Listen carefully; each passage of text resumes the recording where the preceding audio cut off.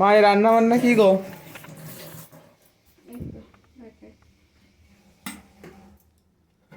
এখানে ভাত, আর আজকে না ইয়ে দিয়েছি ভাতের ভিতরে, চিংড়ি ভাপাতে দিয়েছি।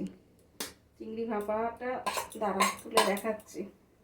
আর এখানে হচ্ছে মুসুর ডাল করেছি,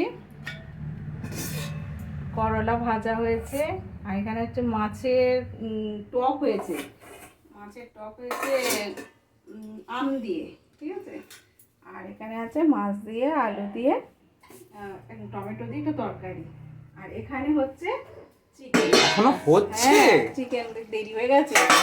দেরি মানে 2:30 বাজে? না, 2:30 বাজে না, অল্প একটু চিকেন কষা, চিকেন পড়েছিল, ওটাকে ভাবলাম তাহলে একটু কষা বানিয়ে নিই। মাছ তো লেগ পিস পড়েছিল নাকি? হ্যাঁ, না একটু আছে, একটু লেগ পিস নয়।